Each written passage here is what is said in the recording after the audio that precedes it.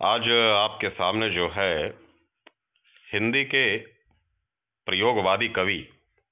शमशेर बहादुर सिंह जी की प्रसिद्ध रचना, प्रसिद्ध कविता उषा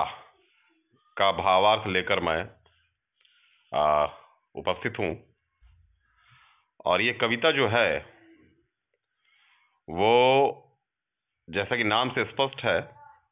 सूर्योदय के पहले के भोर का जो है इसमें जो है बहुत ही सजग और गतिशील चित्रण इसमें किया गया है।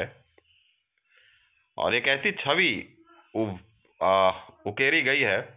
कि अपने आप जो है वो सारी कविता जो है, जो परिवर्तन होते हैं,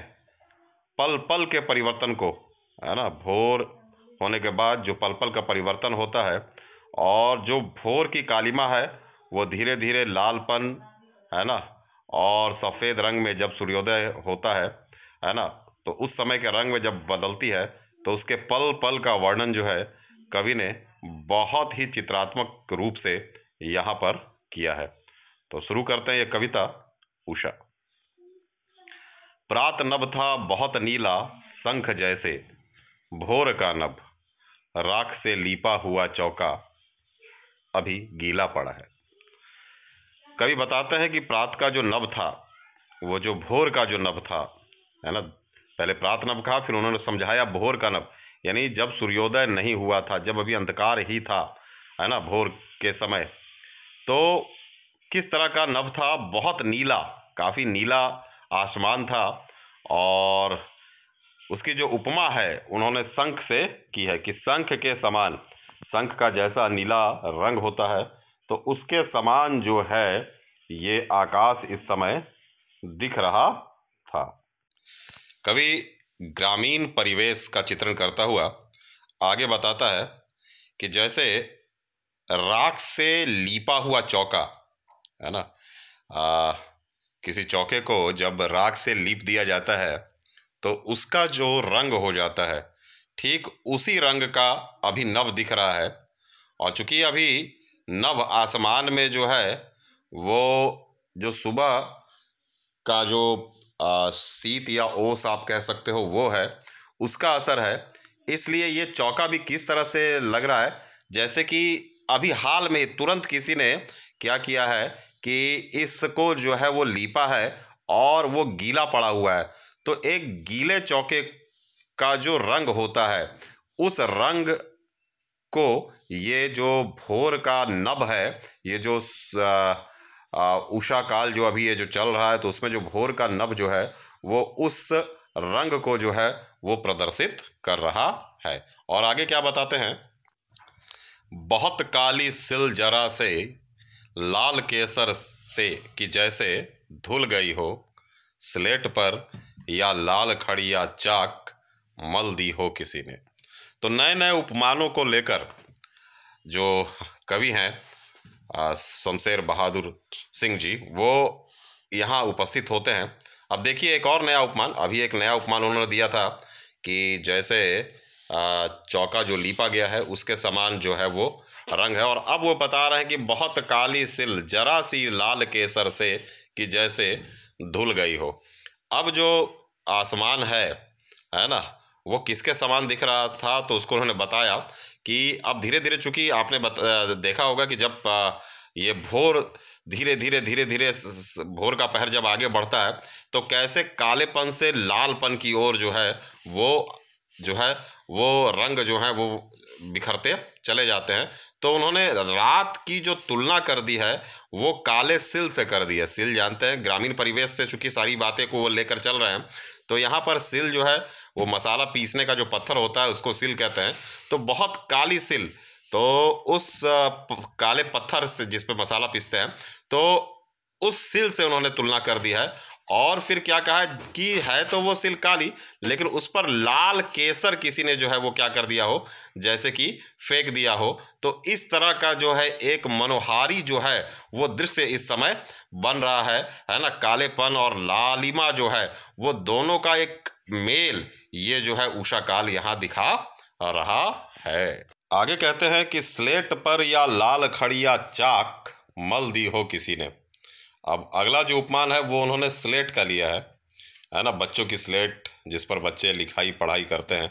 तो यहाँ अदृश्य बालकों का भी चित्रण हो गया है ना, कि स्लेट काली है और उस पर लाल खड़िया चौक से, है ना, किसी ने पूरे स्लेट पर जो है वो रगड़ दिया हो, है ना। छोटे बच्चे होते हैं, वो क्या लिखते हैं, कुछ नहीं, उनके हाथ में एक चौक पकड़ा दो और आप स्लेट दे दो, तो स्लेट पर वो जैसा तैसा जो है वो क्या करते हैं, आकृति बना देते हैं। तो स्लेट तो है काली और उस पर लाल खड़िया चौक, है ना, किसी बच्चे ने जैसे मल दी हो, उस तरह का ये नभ जो है प्रातः का अभी चल रहा है, दिख रहा है सूर्योदय होने के पहले। आगे कहते हैं कवि कि नील जल में या किसी की गौर झिलमिल देह जैसी हिल रही हो और जादू टूटता है इस उषा का, अब सूर्योदय हो रहा है। अब और एक क्या छवि लेकर आए हैं, एक नई छवि के साथ यहाँ कवि आए हुए हैं कि अब जब आकाश ये जो है कालेपन के बाद अब लालिमा आई है, और लालिमा के बाद का जो अब समय आ रहा है, वहाँ पर क्या हो रहा है कि अब धीमे धीमे जो है वो सूर्य निकलने की चेष्टा हो रही है, एक हल्का सफ़ेदपन जो छा रहा है। और चूंकि हवाओं में नमी है ना, और इसके अलावा हवा जो है वो चल रही है, तो वो जो अब सूर्य जो है वो आने को तैयार हो रहा है, तो उसका जो शरीर है वो हिलता डुलता दिख रहा है उस नभ में। तो यहाँ उन्होंने जो तुलना कर दिया कि नील जल में या किसी की गौर झिलमिल देह जैसी हिल रही हो, कि आकाश जो है वो एक नीला जलाशय जैसा लग रहा है इस समय, और उस जलाशय में कोई जो गोरी है, कोई सुंदरी जो है वो क्या कर रही है कि वो नहा रही है, और उसका जो गौर वर्ण है, गोरा जो उसका वर्ण है, गोरा जो उसका रंग है, उस शरीर को लिए जब वो नहा रही है तो क्या हो रहा है कि जैसे उसका देह झिलमिल दूर से, है ना, बस एक झिलमिलाता हुआ देह सा देह गोरा देह उसका दिख रहा है। तो उसी प्रकार ये इस समय अभी का नभ है कि नभ जो है वो जो आकाश है वो इस समय उसी जलाशय के समान है, और जो गौर वर्ण का देह है वो इस समय कौन है, हिलता डुलता सा, वो सूर्य है जो धीरे धीरे आगे बढ़ रहा है। और क्या कहता है कि जादू टूटता है इस उषा का, अब सूर्योदय हो रहा है। तो जिस उषा काल का वो वर्णन कर रहे थे, है ना, जिस तरीके से लगातार जो है वो प्रगति को दिख रहा था, एक गति दिख रहा था, है ना, उषा काल का अलग अलग रंग बदलते हुए अलग अलग उपमानों से जिसका वो वर्णन कर रहे थे, ये जो जादू बिखेर रहा था यह काल, वह जादू अब टूट रहा है, क्योंकि अब मैंने पहले ही बताया कि गौर वर्ण हिलता हुआ, है ना, वो सूर्य सामने आ रहा था, सूर्योदय जो है वो हो रहा है, सूर्योदय हो रहा है, और ये जादू जो था उषा का वो अब टूट गया है।